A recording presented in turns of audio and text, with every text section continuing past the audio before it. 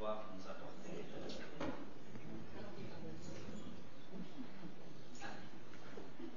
Merci beaucoup. Merci d'être là d'abord. Merci de dire vraiment, non pas seulement pour cette initiative, mais d'avoir fait Livresque, qui est une longue initiative qui nous a nourris tous les mois et qui nous manquait quand elle ne sortait pas, quand cette revue ne sortait pas. Donc, l'ensemble aussi de l'équipe qui l'a beaucoup aidé, je pense qu'elle a beaucoup travaillé. Merci donc aussi pour les gens, les amis qui sont là, les intervenants. Je vais simplement commencer par une anecdote. Rapidement, je ne vous embêterai pas longtemps. Je vous embête déjà avec mes livres, mais cela suffit largement. Ce que je viens d'entendre, comme ça, à chaque fois que je vais dans des trucs des hommages qu'on me rend dans le monde entier, je suis content, dans mon pays aussi, ça commence. Ça a commencé par Oran, c'est une ville que j'adore, avec des amis que j'adore, qui sont là, certains. Où on m'a fait pour la première fois, on m'a rendu un hommage en tant que scénariste. Et ça m'a fait très plaisir, parce que j'ai trouvé que dans notre pays, il n'y a pas du tout de grand prix artistique, qu'il soit littéraire ou cinématographique ou de peinture. Il n'y a pas. Dans d'autres pays autour de nous, des pays beaucoup plus pauvres, qui n'ont pas la production que nous avons, ont des grands prix que j'ai reçus d'ailleurs au Niger par exemple, le Mali, le Nigeria, je parle de la Tunisie, le Maroc, j'ai eu des prix, les États-Unis, ça c'est autre chose. Mais donc quand on a eu ces ça m'a fait plaisir à Oran. C'est arrivé au moins un moment très dur dans ma vie où j'ai été, vous savez mon affaire avec Choloq, où j'ai eu vraiment peur. J'ai eu peur pendant les 10 ans de terrorisme. Et là, j'ai eu peur parce que ce qu'on appelle les trucs sociaux, les canaux sociaux, se sont emparés de l'affaire et c'est devenu une affaire d'État, une affaire énorme dans le pays. Ça m'a fait peur. Et donc, je me trouvais, justement, je partais pour être à Oran, pour recevoir ce prix. Et ça m'a aidé parce que je connais Oran, j'aime les gens d'Oran, et ça m'a beaucoup aidé. Je n'ai pas été aidé parfois par ceux de qui j'attendais une certaine aide. J'ai été aidé, des gens sont dans la salle qui m'ont aidé. Merci. J'ai passé toute ma vie à avoir peur, j'ai passé toute ma vie à écrire dans la dureté. On a beaucoup dit des choses qui vont être très justes, des choses qui me semblent un peu dans la sorte d'analyse sociologique. Je n'ai rien à voir avec la sociologie. Je suis professeur de philosophie. J'ai enseigné pendant 5 ans la philosophie et les mathématiques. Donc il n'y a pas de sociologie dans le roman. Ça, c'est une erreur fondamentale. Il y a de la métaphysique. Par contre, il y a de la mathématique. Vous savez que, par exemple, dans la prise de Gibraltar, il y a quand même une équation que j'ai inventée, que j'ai créée, insoluble. Et c'est ça la littérature. À la limite, c'est un jeu. Il ne faut pas oublier que la littérature est un jeu douloureux, certes. Pour revenir à ce que j'ai entendu, c'était Faulkner. Vous savez que j'aime beaucoup Faulkner. On a dit que les écrivains algériens maintenant se réfèrent à Bouchdala. Comme moi, je me suis référé à Kateb Yassine, et je me réfère encore aujourd'hui à mon âge à Kateb. Je me suis référé aussi à tous mes auteurs, Faulkner, que j'ai lu en même temps que Kateb à 15 ans. Et Kateb, Faulkner, vous ne le savez pas, mais Faulkner a été interdit pendant 25 ans aux États-Unis. Ses livres ont été interdits absolument par une loi scélérate des États-Unis, dans le monde ici. Je pense souvent que nous, Algériens, pensons que les États-Unis est un pays de la liberté absolue. Ce qui est absolument faux. Ils ont eu des trucs de sorcières, vous savez, des condamnations de communistes. Faulkner n'était pas du tout communiste, pas du tout.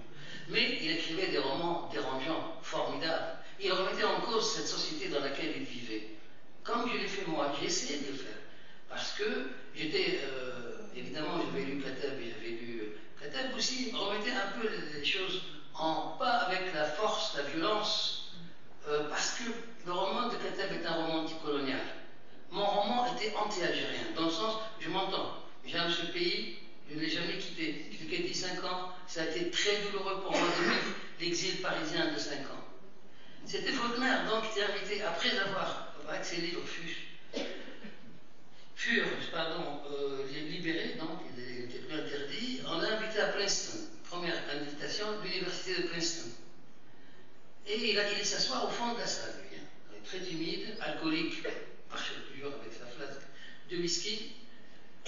Et quand ça s'est terminé, le colloque, le truc, une journée avec des étudiants et des profs, on lui a dit qu'est-ce que vous en pensez? Il a dit je ne pensais pas qu'on parlait de moi, qu'on parlait de quelqu'un d'autre. Ça aussi, j'ai eu ce sentiment là. J'ai eu ce sentiment même si les gens qui ont parlé de moi en parlaient de moi avec beaucoup de passion, beaucoup d'amitié, d'amour même, je dirais. Pour dire simplement ce que moi je fais comme littérature, ce que je pense et comment ça s'est passé très rapidement, ça va prendre 5 minutes. La littérature, d'abord, c'est un texte poétique. Vous l'avez dit sur la poésie, vous, madame, vous l'avez vraiment plus souligné. C'est la poétique, c'est le texte, c'est l'écriture. Ce n'est pas du tout la thématique. Je l'ai toujours dit depuis 1965 avec mon recueil, où, étant membre du Parti communiste, en ce moment-là, très recherché par la police, très inquiété, je n'avais pas mis du tout de politique, d'idéologie dans pour ne plus rêver, mais simplement la vie, c'est-à-dire la métaphysique, la peur, le malheur d'être humain, d'être un homme, d'être un être humain. C'est pour moi, c'est un malheur. Je considère que être un être humain, c'est un malheur. C'est très dur d'être un être humain.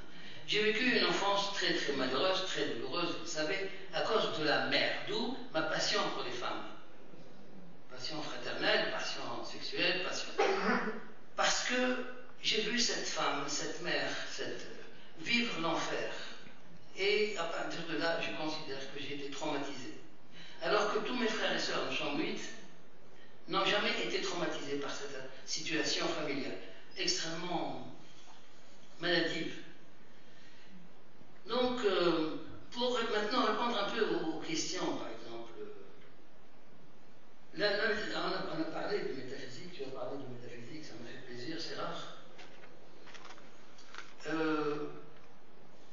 L'histoire est absolument fondamentale. L'élément histoire à grande tâche. Je leur dis, moi, j'écris des petites histoires et je les adosse à la grande histoire, à l'histoire. Cette saloperie qui s'appelle l'histoire, qui est terrible, qui dessine, qui fait, qui refait le monde, sans qu'on s'y attende. Donc le texte, la métaphysique et la connaissance. C'est que j'ai remarqué que dans le Maghreb en général, dans le monde arabe en général, les écrivains, par exemple, mes collègues, mes amis, certains sont mes amis, c'est des grands écrivains connus dans le monde arabe, au Maghreb, ne connaissent pas la peinture, ne vont jamais dans un musée. Une fois, on m'a dit beaucoup de choses sur moi et Ota. Un jour, Ota était un bon camarade, un communiste comme moi, dans la même cellule. Il y a eu cette affaire de jalousie quand je me suis mis à écrire en arabe, c'était que ça. Et un jour, avant cette rupture que je regrette évidemment, je lui avais dit, je voulais venir à Wahama ici. Il a emmené avec moi. Il m'a dit, mais t'es con quoi. Donc nos écrivains, généralement, peut-être la nouvelle génération a compris qu'il faut connaître la peinture. Il y en a beaucoup dans le roman, beaucoup. Il faut connaître le cinéma, parce qu'un plan cinématographique, c'est bon, j'ai commencé à écrire cinématographiquement avant de devenir scénariste.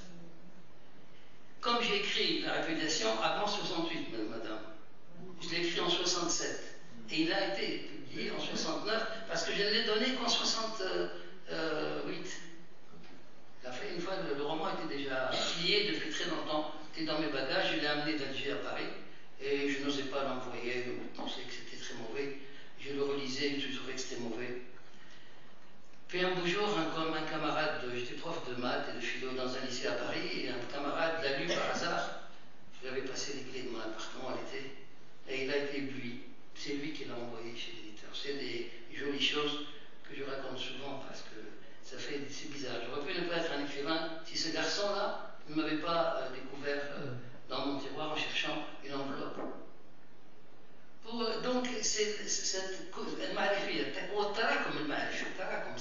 c'est l'amassement, si on peut dire en français, c'est comme ça qu'on fait. Donc la littérature. Ce que j'ai entendu, par exemple, ce que vous avez dit sur les mille et une années de la nostalgie, c'est vrai, le problème des SNP m'avait frappé, j'étais gamin. C'était comme lorsque mon père frappait ma mère, ou me frappait moi. J'étais étonné, mais pourquoi? Et j'avais plein de copains dans la classe en primaire, parce que j'ai fait mon secondaire, mon lycée à Tunis, et j'étais traduit quand même. La répétition a été traduite en arabe par un professeur d'arabe tunisien, qui a été mon professeur à Tunis, ce qui m'a fait très plaisir. Évidemment, il est décédé depuis quelque temps déjà. Et donc, pour dire que il faut... la littérature, c'est dire en fait le malheur humain, avec parfois des parenthèses de bonheur, bien sûr.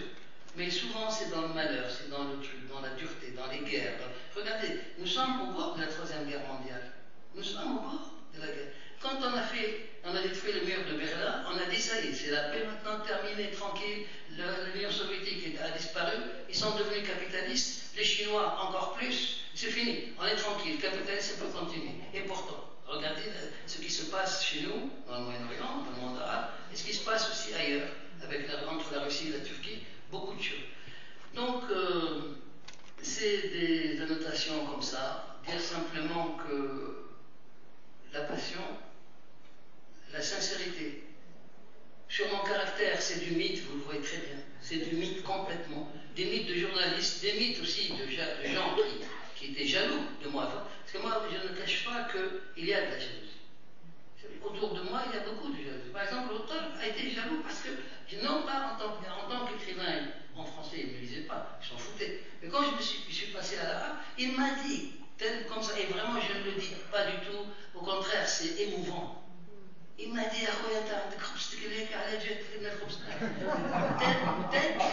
exactement, الجملة بالضبط يعني بالضبط الجملة هذه يا أخويا أنت كذا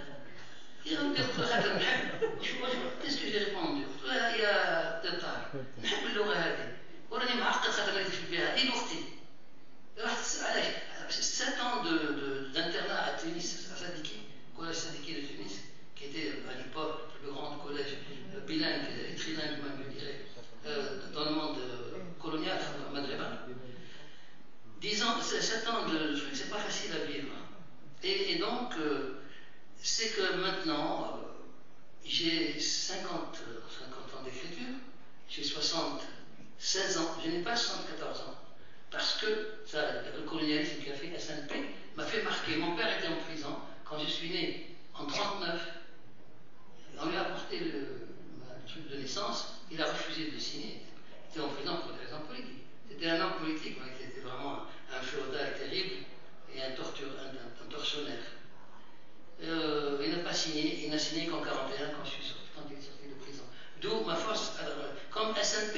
Les SNP, donc comme il y avait, pour revenir au SNP rapidement, je voyais tous ces SNP, Mustafa, Mohamed, Ali, et surtout que le P n'existant pas en arabe, donc je me disais, c'était une énigme, et je n'osais pas le demander aux grands, aux professeurs, à mon père. Et finalement, un jour, je l'ai appris par hasard, par un professeur. Et ça m'a fait beaucoup de mal. Et c'est resté dans ma tête. Et c'est en fait, le roman que j'ai fait donc, sur la Mille de Staline, c'était d'abord une lecture des Mille et une nuits. Je dirais une lecture contemporaine, moderne, et surtout, au fond, sur aussi le problème de l'origine, hein, dans le sens psychopathologique ou analytique du terme. C'est le problème de Ibn Khaldun, vous savez qu'il a écrit le Muqaddimah, d'où le désert, une fois après, et qu'il se pouvait que ce garçon, parce qu'évidemment, Ibn Khaldun changeait de pays, beaucoup, enfin, au Moyen-Orient bien sûr, de ville, et se mariait, faisait des enfants et s'en allait, sans problème. المشكلة هذا قضية نقول أنه كان خبيثا بالنسبة للمرأة فقط نوع علما ولكن في التاريخ يعني il a été extraordinaire. C'est le grand pour moi. Jamais le monde occidental ne reconnaîtra cela, mais pour moi le fondateur de l'histoire, hein, de l'analyse scientifique de l'histoire, c'est Ibn Khaldun et personne d'autre. Et donc